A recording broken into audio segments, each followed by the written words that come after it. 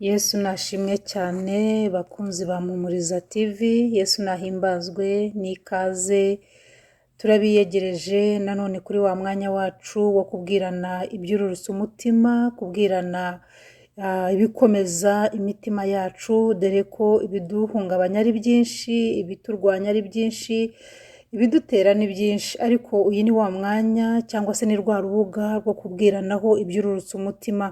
Ese waba waramutse ute, wiriwe ute, aho uherereye hirya no hino? Bakunzi bacu rero turabashuhuje mu izina rya Yesu, tubabwira ngo amahoro y'Imana yacu, Imana nziza, Imana nzima, Imana y'urukundo, Imana ihumuriza, Imana itwitaho, Imana ituzi mu mazina, ibagirire neza. Imana yacu rero turasenze ngo igusange aho uherereye muri ibyo bibazo, muri izo ngorane, muri ibyo byose ubona byakubujije amahoro, muri ibyo byakubujije guhumeka, ngo Uwiteka Nyiringabo agusange kandi akuruhure, Uwiteka agusange akunezeze, Uwiteka agusange akubwire ijambo ryururutsa umutima. Yesu nashimwe cyane, turabashimira rero uko mudukurikira, uko bukeye ko bwije, komenti zanyu ni ingenzi. Ndagira ngo mbonereho kubashimira, mbabwira kandi ngo ibibazo muba mwibaza mwanditse muri ziriya comments zanyu tuzajya tubisubiza ku cyumweru. Ku cyumweru nimukabure mujye mukurikira, muzajya musubizwa mu byo muba mwagiye mubaza. Kuri buri kiganiro kiba cyatambutse hari umukozi w'Imana uzajya abasubiza, tuzajya tubiganiraho hanyuma twumve ko twabona igisubizo, kandi rega nawe wajya imbere y'Imana ngo abure igisubizo. Yesu nashimwe cyane, renje kukubwira ngo komera, humura, wowe ugoswe na byinshi, wowe wicaye wumva utazi inzira yindi wahagurukamo ngo ugende, wumva wowe udafite icyerekezo, wumva wowe wabuze n'ukubwira ngo komera, nje kukubwira ngo komera. Sinzi intambara urimo kugendamo, sinzi ibyo urimo kurwana nabyo, sinzi ibikugose, ariko wowe urabizi hamwe n'Imana yawe. Ariko nje kubwira ngo humura, erega ntabwo uri wenyine, turi hamwe n'Imana yacu, turi kumwe n'Imana ikomeye, turi kumwe n'umugabo ukomeye, turi kumwe n'umugabo utazigera dutererana. Erega niyo uri mu ngorane ntukagire ngo Imana iba yagutaye, oya. Niyo uri mu bibazo ntukagire ngo Imana yagukuyeho amaboko, oya. Wibuke yuko hari igihe uba wanezerewe, wibuke ko hari igihe nawe uba worohewe ukagubwamo neza, ariko igihe kigeze ibintu bigahinduka, umwanzi nakatwihererana ngo atubwire ngo Imana yaratwanze. Ntabwo Imana ijya yangana, Imana ni urukundo, Imana ni umubyeyi, ni umubyeyi utajya udusiga, oya. Umubyeyi hari igihe yagusiga, hari n'igihe nawe yabura icyo aguha, hari igihe yabura n'icyo akumarira pe, ariko Imana yacu ibyo ntabwo yabikora, irishoboye, irihagije muri byose. Yesu nashimwe cyane, rero niyo mpamvu tubabwiye ngo humura. Kuri uyu umusozi cyangwa se kuri urubuga rwacu rwa Mpumuriza, ni ukuri tubwirana ibyurutsa umutima, kandi turimo turabona abantu bafashwa, turimo turabona hari imitima ikira, turimo turabona hari gusobanukirwa muri uru rugendo turimo. Iyo wamaze kumenya icyo Imana ikuvugaho urahagarara kandi ukaba intwari. Erega ntabwo twabaho muri iyi si tudafite ibitugerageza, kimwe kivaho ikindi kiza, niko umuririmbyi yavuze, kandi ni ukuri, uko niko kuri. Ntabwo ndabona igihe umuntu aba ariho nta kibazo afite cyangwa se ntabyo arimo kurwana nabyo. Muri ibyo byose rero dufite Imana yo kwiringirwa, ntabwo izigera idutererana. Rero tubahaye ikaze nanone tuganire, tubwirane ijambo ryururutsa umutima. Uyu munsi ahari waba uremerewe, ahari waba unaniwe, ahari waba wumva uvuga uti mbivuyemo, waba uvuga uti yewe ndumva noneho aho ngeze ntabwo nakwihangana, nje kukubwira ngo humura. Nubwo ubona bitinze, nubwo ubona bitarimo gukoreka nk'uko ubishaka, nubwo ubona bitarimo kwihuta nk'uko ubishaka, ariko Imana yacu ikorera igihe. Igihe cy'Imana iyo kigeze, Imana irakora kandi tukanezerwa. Siko bimeze se? Ntabwo ari uko bizahora kubiringira Imana, kubakunda Imana, kububaha Imana, si uko bizahora. Uyu munsi waburira, ariko mu gitondo ukabyuka useka. Ushobora kubyuka urira, ariko bukira Imana yahinduye amateka. Nje kukubwira rero ngo humura, ufite Imana. Igihe izaba yabitunganije uzahaguruka uririmbe, uvuge ngo Imana yanjye yabikoze. Yesu nashimwe cyane.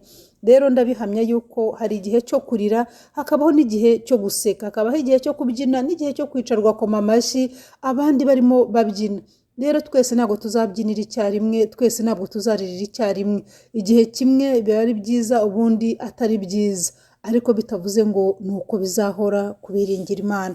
Ese waba wiringira Imana? Mwami Imana aduhana umugisha.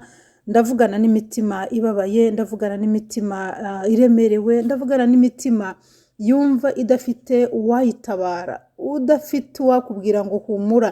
Nje kukubwira ngo aho wicaye wigunze, Imana irakuzi.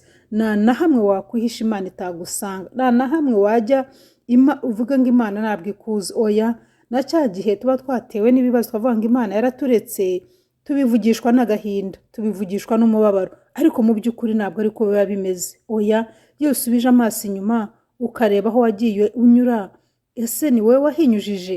Iyo ugiye ubona kuva uvutse ukarinda ugera ahangaha ugeze, ubona hari icyo wakoze kugira ngo ubuhageze? Oya, niba ntacyo wakoze rero, iringira Imana yuko nibyo ngibyo uzabivamo. Iringira Imana yuko n'ahangaha ugeze Imana izahaguhagurutsa. Yesu nashimwe cyane bakunzi. Imana yacu niyo kwiringirwa. Iyo uyihanze amaso nta bindi uyibangikanyije, igeze igihe ikaza igakora.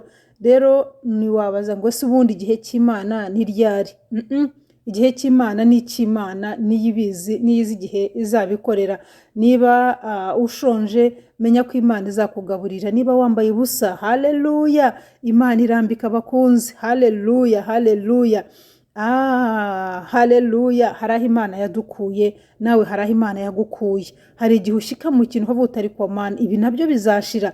Ariko nje kukubwira ngo bizashira, kuko hari abo twabonye byashize, hari abo twabonye Imana yagiriye neza, bikaguhereza icyizere yuko nawe Imana izakugirira neza. Nje kukubwira ngo ihanganire muri urwo rugamba urimo, ntucike intege, kuko Uwiteka ari kumwe nawe. Haleluya. Yesu nashimwe cyane. Reka dushime Imana ko itubereye maso mu bihe byose. Tujye dushima Imana yuko ariyo nkomezi zacu, dushima Imana ko ariyo itubeshejeho. Nubwo ubona nta kigenda, nubwo abaganga bakubwiye yuko bidashoboka, nubwo inshuti zakuvuyeho, nubwo abavandimwe baba baragutaye, nje kukubwira ngo Imana ntabwo izigera igusiga. Oya, ntabwo bishoboka. Ni isezerano ryayo, ntabwo izadusiga. Ngo naho twanyura mu mazi atemba, ntabwo azadutembana. Ibyo se ni mubizi? Ngo naho twanyura mu muriro, umuriro ntabwo uzadutwika. Haleluya. Dufite ubuhamya, nubwo ari igihamya kimwe, dufite byinshi cyane. Ijambo ry'Imana rero ni umunezero kuri twe. Iyo usomye ijambo ry'Imana ukuramo inkomezi. Reka dusangirire ijambo riri muri Zaburi ibice 124. Ni indirimbo ya Dawudi. Ese iyi ndirimbo ntiwayihindura iyawe? Yesu nashimwe cyane. Ntabwo ikiri iya Dawudi, yarayiririmbye kugira ngo uyu munsi nawe iyi ndirimbo ikubera inkomezi. Yesu nashimwe cyane. Dawudi yaratambutse, kandi ukuri turashima Imana. Iyo dusomye Bibiliya tukabona ukuntu bano bagabo bagendanye n'Imana mu bibazo, mu ntambara, mu rugamba rutari ruboroheye, ariko bagatsinda. Natwe turavuga ngo Mana, natwe tuzatsinda. Kubera iki? Haleluya. Ni Imana itarobanura ku butoni. Uko yabanye na ba sogokuruza, uko yabanye natwe izabana natwe. Haleluya. Nagira ngo ubwire, nk'uko ubona Imana irimo kugirira neza hariya abantu, nawe itegura igihe cyawe kiraza kugera, Imana ikugirire neza. Yesu nashimwe cyane bakundwa. Iyi ndirimbo rero ikuryohere nk'uko nanjye yandyoheye, ikuryohere ikubera inkomezi. Hanyuma uhindukire ubwire umurwayi urwaje, ubwire imfubyi urimo kurera, ubwire uwo mupfakazi ukwegereye, mubwire ngo humura, erega Uwiteka yabanye nawe, humura, Uwiteka arakuzi. Erega ariko wari uzi kubwira umuntu ngo humura gusa, kari ijambo rikomeza umutima, umuntu akongera agahaguruka akagenda. Ndagira ngo ubwire ngo humura muri ibyo unyuramo byose, mu byo upfundika ukabona bidakunda, ahangaho unyura ukabona bitemera, ahangaho uhora wapurayinga ushaka akazi bikanga, ahangaho ushaka icyo warya wihera abana ukakibura. Nje kukubwira ngo humura, igihe cy'Imana iyo kigeze, Imana iruruka igakora. Igihe cyawe nikigera uzaduha amashimwe, uzaze hano ubwire abandi by'Imana yakoze, kugira ngo nabo bagire inkomezi mu mitima yabo. Iyi Zaburi ndayikunda cyane. Umva ku murongo wa mbere ukuntu havuga, ngiyabo Uwiteka atari we wari mu ruhande rwacu, aba ariko Abisirayeli bavuga none. Ese none wowe ntiwabivuga? ntiwavuga ngo Uwiteka yaza kuba atari uri mu ruhande rwanjye ntabwo nakabaye nyibukwa. Ese wari uzi ibyari kuguhitana ariko Imana yakurinze? Ese wari uzi yuko hari byinshi cyane byagambiriye kuguhitana ariko Imana ikabikurenza ntunabibone, ntumenye ko hari ikintu cyarimo kiguhiga? Wari uzi ko hari abo mwagendanye bakugambaniye ariko Imana ikakurinda ntibagire icyo bagutwara? Wari uzi yuko kenshi wagaburiwe ndetse n'uburozi ariko ntibugire icyo bugutwara? Wari uzi yuko kenshi wariye ibyica ariko Imana ikakurinda ntupfe? Yesu nashimwe cyane. Uribuka impanuka wagiye ukora ariko Imana ikakurinda ntugire icyo uba? Ngiyaba Uwiteka atari wari mu ruhande rwacu, aba ariko jewe Goreti mvuga, aba ariko nawe ushyireho izina ryawe uvuga. Iyaba Uwiteka atari wari mu ruhande rwanjye, ni ukuri ntabwo nakabaye mvuga none, ntabwo nakabaye nzwi, ntabwo nakabaye hari icyo nanjye ubu ngubu nimariye nta na kimwe. Ariko Uwiteka kuko yabanye nanjye, kuko Uwiteka yambereye maso, kuko Uwiteka yabanye nanjye muri bya bindi byose nacagamo muri ya mazi. Ese wowe waba urimo kugenda mu mazi angana iki? Ese ayo mazi agutembana yaba ameza gute? Ndagira ngo ubwire ngo humura, ndagira ngo ubwire ngo komera, ndagira ngo ubwire ngo ihangane. Uwiteka ari kumwe nawe. Uyu munsi ubivuge, uyu munsi ubihamye. Ngiyaba Uwiteka atari wowe wari mu ruhande rwanjye. Ibuka aho Imana yagukuye kugira ngo ugere aha ngaha uri, waba uryamye aha ngaho kwa muganga, waba ibyo urimo gucamo byose. Ndagira ngo mwibutse ko hari ahandi wanyuze. Ese kuva ubayeho nta bindi bibazo wahuye nabyo ariko Imana ikakurinda? Ariko ndagira ngo ubwire ngo iyaba atari Imana yabanye nawe cya gihe, Imana yo mu ijuru ngo ikurinde, wakabaye nawe waratambutse, wakabaye waribagiranye. Ariko kuva ugihumeka hari ibyiringiro. Haleluya.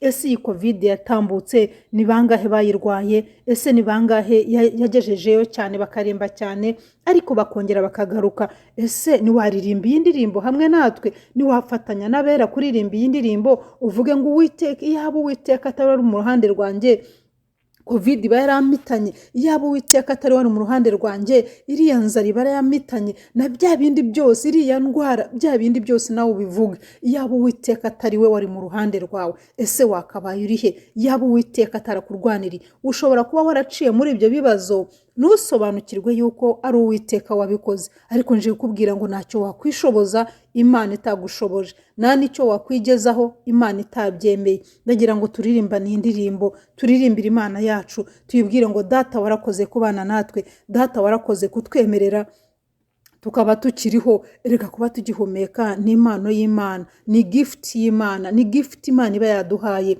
Ntazagira umuntu ubyirata, utekereze ko ari uko ukize cyane, utekereze ko hari uko ufite amafaranga, utekereze yuko ari ubutunzi, kuko tubonye nabo bagenda pe tukabaherekeza bikarangira. Ariko se iyaba Uwiteka atari wo mu ruhande rwawe, ni ukuri wakabaye uriho? Ubitekerezeho nanjye mbitekerezeho. Njyewe ndabihamya yuko Uwiteka iyo aza kuba atari uri mu ruhande rwanjye, ntabwo nakabaye nyibukwa habe na gato, ntabwo nakabaye ndiho ubu ngubu. Ntacyo rero nakwirata ngo mvuge ngo ni njyewe wishoboje cyangwa se ni njyewe wihagariseho. Oya. Ku murongo wa 2 harakomeza akavuga ngo iyaba Uwiteka atari we wari mu ruhande rwacu ubwo abantu baduhagurukiraga baba baratumize bunguri tukiri bazima. Yesu nashimwe cyane. Ubwo umujinya wabo wacanwaga kuri twe. Yesu nashimwe cyane. Ese nta gihe wagezemo ibibazo bikakubana byinshi ukabura n'aho werekeza? Wari uzi ko hari aho ugera ukumva wifuje no gupfa? Tujya twumva ubuhamya bw'abantu hirya no hino bifuza ko baba baratashye, ndetse hari n'ababigerageza. Ibyo murabizi, bakabigerageza ariko ntibigerweho, akagerageza no kwiyahura bikanga, akagerageza kwihemukira bikanga. Icyo gihe rero Uwiteka aba yaguhinyuje. Ndagira ngo ubwire ngo humura mukunzi, humura nshuti y'Imana. Nubwo ubona bimeze bityo, Uwiteka ari mu ruhande rwawe. Ndagira ngo uhumurize nkubwira ngo nubwo nta nshuti ufite, nubwo nta muvandimwe ufite, nubwo waba wihebye bingana bite, nje kukubwira ngo humura. Ese waba uri imfubyi, udafite epfo na ruguru, udafite aho wahungira, iwanyu hose harashize, nje kukubwira ngo humura. Imana yagushigaje igufiteho umugambi. Imana yemeye udapfa, Imana yemera usigara wenyine, igufiteho umugambi mwene da. Ntucike intege nubwo bitoroshye, niwihebe, mbese niwiyahure. Tegereza ubwire Imana ngo Mana nanjye ndacyagutegereje. Mana ndabizi ijambo ryawe no kurimbwira, Mana wandinze cya gihe na n'ubu ni wowe nyitegereje, igihe cy'Imana nikigera uzahaguruka uzutubwire ngo Imana yabanye nanjye na cya gihe. Yesu nashimwe cyane. Mu minsi ikurikira turaza kumva iby'Imana yakoze ku buzima bwanyu, ku buzima bw'abera hirya no hino, ku buzima bw'inshuti n'abavandimwe, ku buzima bwawe. Hanyuma uzaze utubwire ngo Imana yanjye ni Imana ikomeye, ni Imana yo kwiringirwa. Erega ntacyo tuzayiburana, niryo sezerano ryayo ngo nta cyiza na kimwe izigera yima abana bayo. Ese waba uyizeye? Niba wizeye Imana aje kukubwira ngo humura, Imana yawe izabikora. Yesu nashimye cyane. Rero naje kukubwira ngo turirimbane iyo ndirimbo, wirate Imana yawe nubwo uri mu bibazo, ariko wibuke aho yagukuye, wibuke ibyo wagiye usimbuka byinshi cyane, uvuga uti Imana wowe wandinze biriya, ndanakwiringiye ko n'ibindi ugiye kubikora. Yesu nashimwe cyane. Mureke dushime Imana, dusenge kugira ngo Imana yacu ikomeze kuduhereza imbaraga zo kwibuka aho twavuye, ntitukibagirwe ngo dutekereze yuko aho turi ariho hakomeye kuruta aho twatambutse. Oya, na hahandi twatambutse byari bikomeye, ariko iyo tumaze kwambuka dutekereza yuko byari byoroshye. Nibikabeho, reka duhore dutekereza kugira neza kw'Imana kuko niyo itubeshejeho. Yesu nashimwe. Data wa twese uri mu ijuru, tuguhaye icyubahiro wowe Nyirimbabazi, tuguhaye icyubahiro wowe ukora bikemera, tuguhaye icyubahiro wowe Muremyi waremye byose, ibihumeka ndetse n'ibidahumeka. Uri Imana yo kwiringirwa. Mwami, tukubona kenshi mu bikomeye, tukakubona no mu byoroheje, tukakubona Mwami hari ibyo wakoze tutabizi, tukakubona kuko uri Imana ibera hose icyarimwe. Tujya tukumva impande n'impande Mwami, aho turi tukakumva, naho tutari tukakumva baguhamiriza. Mwami, tuguhaye icyubahiro. Erega iyo utaza kuba mu ruhande rwacu, umwanzi aba yaratumize bunguri, ariko tubeshwaho na Kristo uduha imbaraga. Mwami, turakwinginze ngo uduhe imbaraga kugira ngo turusheho guhagarara, turusheho kugenda muri izi ntambara n'ibibazo, ingorane, ariko tukwiringiye, dutegereje gutabarwa nawe. Erega Mwami, nawe ukwiringira n'umwe ushobora gukorwa n'isoni. Uyu mwanya umuntu ashobora guhungabana, ariko ntabwo watureka Mwami wanjye umwanzi atwivuga hejuru. Haleluya. Icyubahiro ni icyawe Mana. Ndagushimiye, ndakwereka aba bakunzi bawe Mwami. Erega bategereje guhumurizwa nawe, bategereje gukomezwa nawe, bategereje kuvugishwa nawe Mwami. Erega ugendagenze mu byabo Mwami banezerwa, ugira icyo ukoze Mwami banezerwa, hari abo ukijije banezerwa Mwami, hari abo ugaburiye banezerwa. Ibyo byose Mwami wanjye bibiganyiriza, ndasenze Mwami wanjye ngo babohore mu izina rya Yesu. Reka babohorwe nawe Mwami, no kwiringira ijambo ryawe gusa Mwami bijya bituma tubohoka. Twiringira ijambo ryawe Mwami, ngo Uwiteka iyaba atari wowe uri mu ruhande rwacu, ababisha baba baratumize bunguri. Erega ababisha ni benshi impande zose, ariko ujye utubera amaso Mwami. Hari ibyo turinda tutazi, hari ibyo turinda Mwami tutigeze tumenya yuko twigeze duhura nabyo, ariko Mwami wanjye ukaturinda tukahatambuka ntitubimenye. Ariko reka imitima yacu igihora ikuririmbira ivuga ngo wabanye natwe, natwe turanezerewe. Urakoze Mwami. Humugisha abera bose, humugisha abakwiringira aho bari hirya no hino Mwami, n'abatarakumenya turagusenze kugira ngo nabo bakumenye Mwami. Uzumva wese Mwami ijambo ry'ihumure, ijambo ry'inkomezi Mwami, reka zemere amenye neza yuko dufite Imana igitugirira neza kandi ikatugenera ibidukwiriye. Turagushimiye ko uri Umwami mwiza, kuko uri Imana idukunda twese, uri Imana itarobanura ku butoni. Ni wowe dutegereje gutabarwa nawe Mwami. Icyubahiro turakiguhaye kuko uri Umwami mwiza, none n'iteka ryose. Iyo dusenga tuba twiringiye kubyumvise mu izina rya Yesu. Amen, amen. Shalom, shalom. Umwami abahe umugisha.